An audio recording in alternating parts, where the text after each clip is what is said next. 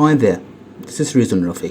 Today we are going to learn about the very basic formulas of one of the most important topics of English grammar, which is subject-verb agreement.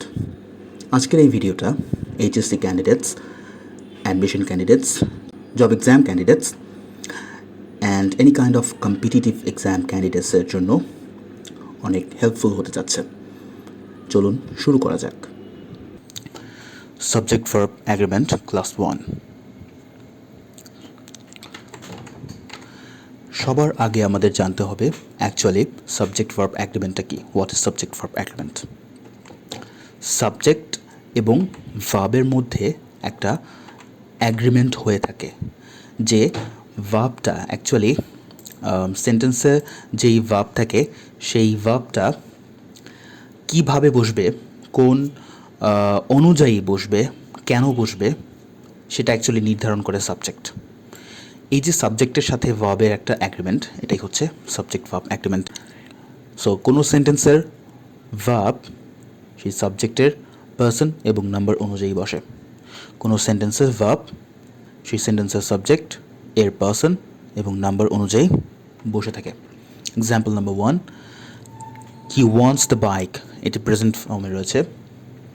এখানে হি হচ্ছে একটি subject, সাবজেক্টের person হচ্ছে এটি third person এবং number হচ্ছে এটি singular number, এবং প্রেজেন্ট টেন্স অনুযায়ী আমরা এখানে ভার্বের সাথে এস বা ইএস যুক্ত করেছি, দ্যাটস ওয়াই হয়েছে ওয়ান্স।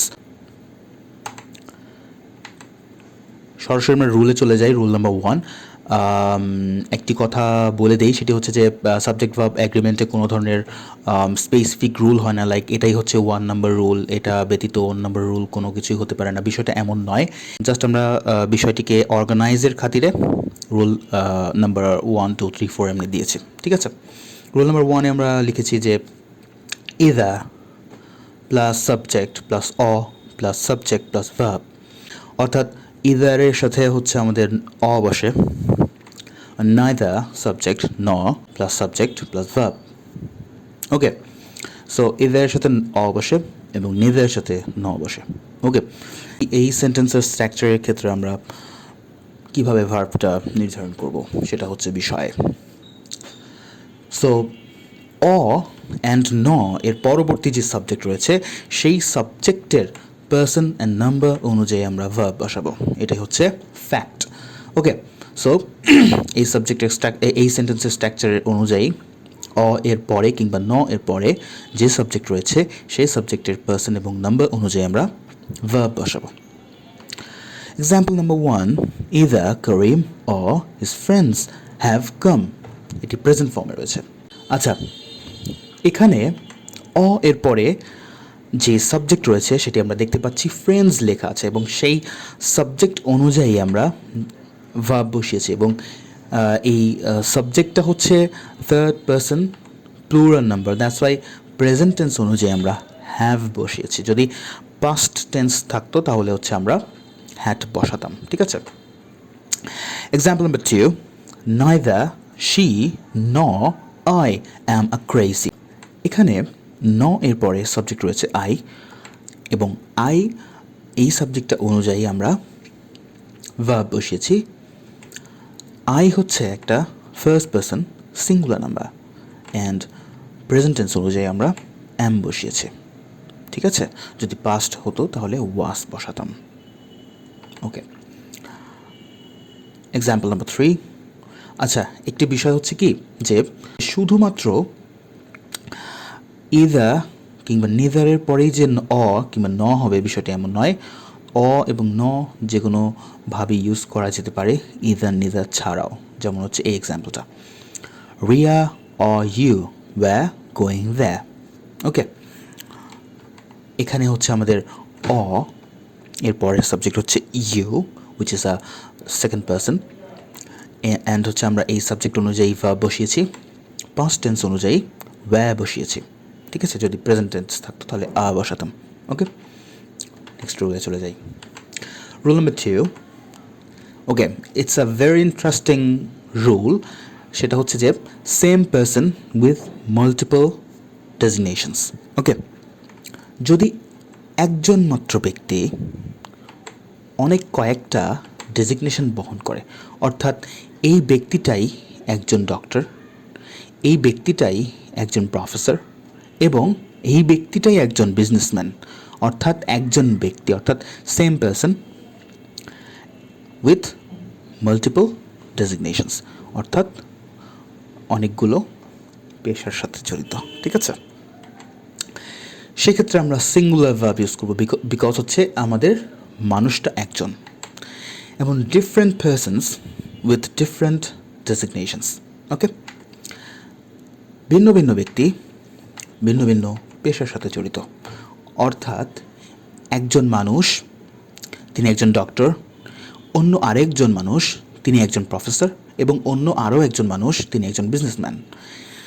এখানে আমাদের তিনটা ব্যক্তি দেখা যাচ্ছে এবং এখানে একটা ব্যক্তি দেখা যাচ্ছে, দ্যাটস ওয়াই এটা আমাদের একজন রয়েছে অর্থাৎ এক বচন, এখানে আমরা এখানে আমাদের তিনজন রয়েছে, দ্যাটস ওয়াই এখানে বহু বচন, দ্যাটস ওয়াই আমরা এখানে প্লুরাল ভার্ব ইউজ করব। ঠিক আছে, এই স্ট্রাকচারের ক্ষেত্রে অর্থাৎ সেম পারসন উইথ মাল্টিপল ডেজিগনেশনসের ক্ষেত্রে এভাবে আমরা লিখতে পারি, দ্য, সবার প্রথমে যে ডেজিগনেশন আছে সেখানে আমরা দ্য ইউজ করব, অ্যান্ড নেক্সট যে ডেজিগনেশনগুলো আছে সেগুলোতে দ্য ইউজ করা যাবে না, যদি দ্য ইউজ করি তাহলে আমাদের এগুলো ভিন্ন ভিন্ন হয়ে যাবে। ঠিক আছে, সো কমা ইউজ করতে পারেন, অ্যান্ড লাস্টের আগে আমরা অ্যান্ড বসাতে পারবো।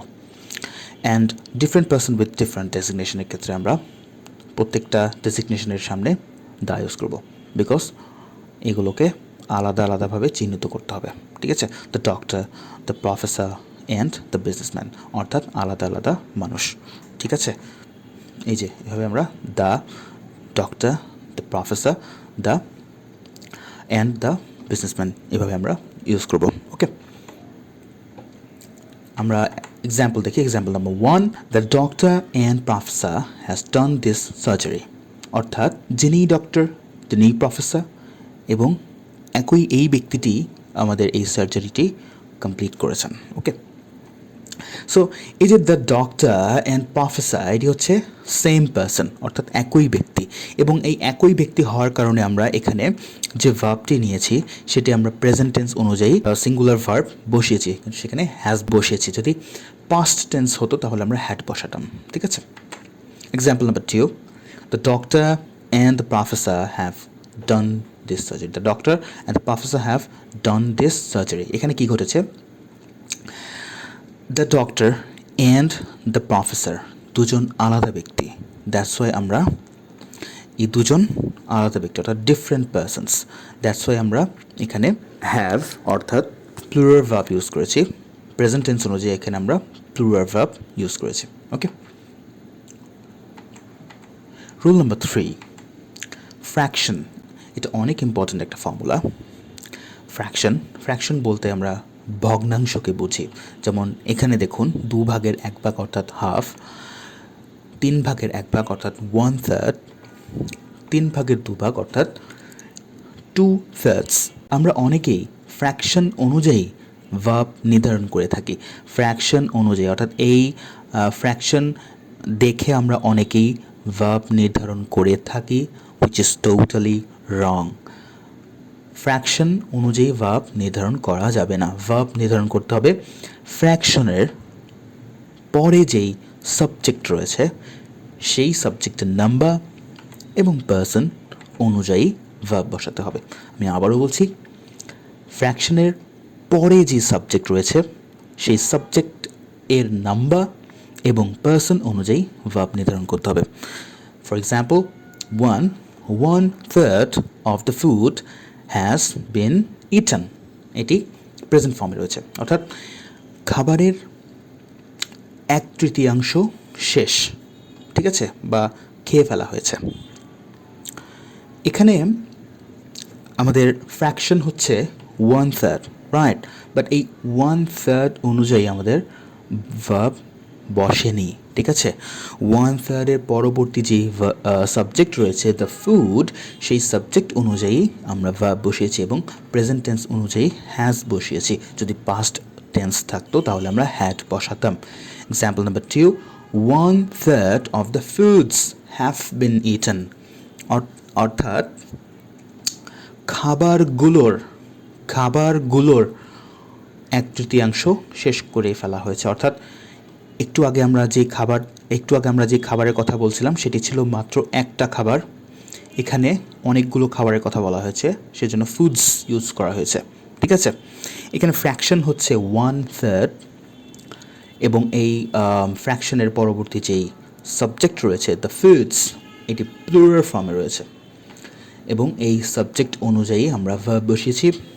প্রেজেন্ট টেন্স হওয়ার কারণে আমরা হ্যাভ বসিয়েছি, পাস্ট টেন্স থাকলে আমরা হ্যাড বসাতাম। Example 3, 2/3 of the food, 2/3 of the food has been eaten, অর্থাৎ 3/2 খাবারের 3/2 খেয়ে ফেলা হয়েছে। ঠিক আছে, একটা বিষয় এখন আমাদের লক্ষ্য করতে হবে, এখানে এই যে ফ্র্যাকশন 2/3, এই 2/3 ক্ষেত্রে কেন 2/3 হলো অ্যান্ড 1/3 ক্ষেত্রে থার্ডস কেন হলো না? রাইট, দেখুন এখানে হচ্ছে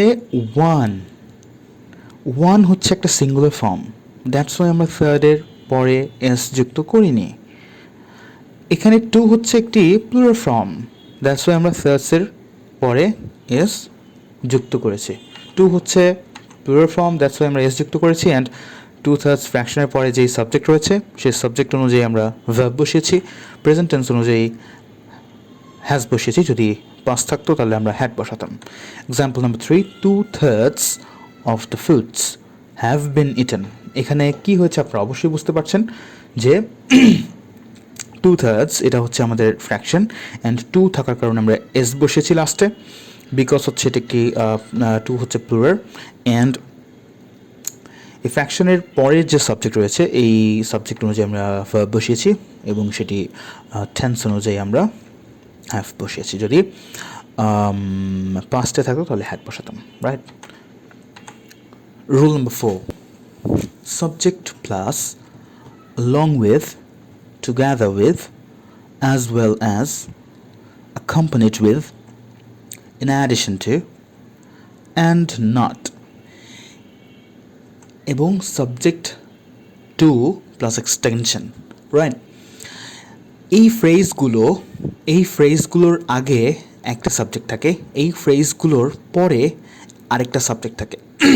সো দুইটা সাবজেক্টে আমরা একটাকে আমরা সাবজেক্ট 1 হিসেবে বিবেচনা করছি এবং আরেকটিকে আমরা সাবজেক্ট 2 হিসেবে বিবেচনা করছি।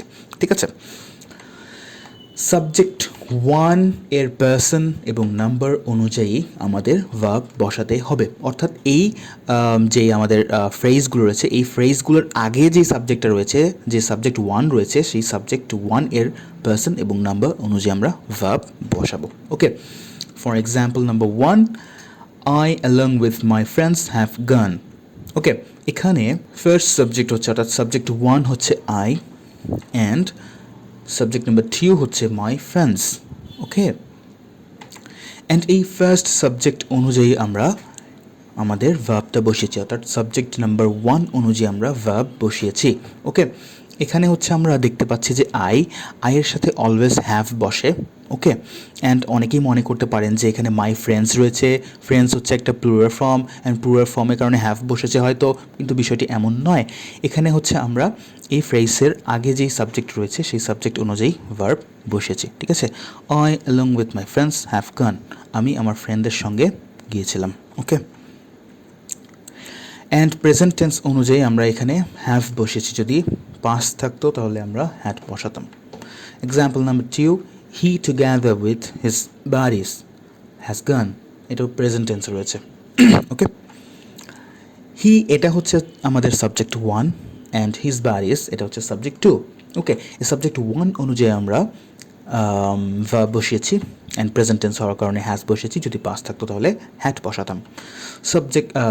Example number 3, she as well as her team has owned it. ওকে, আমরা অনেকে মনে করতে পারেন যে এখানে তো টিম রয়েছে, এটা প্লুরাল ফর্মে রয়েছে, তাহলে কেন হ্যাভ বসলো না, কেন হ্যাজ বসলো?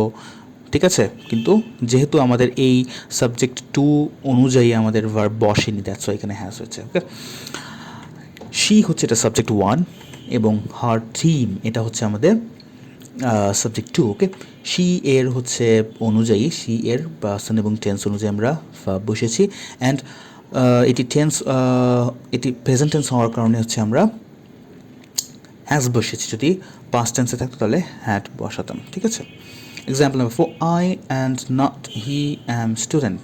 ঠিক আছে, আমি স্টুডেন্ট, সে নয়। ঠিক আছে, এরকম মিনিং বোঝাচ্ছে। Okay, I and not he am student.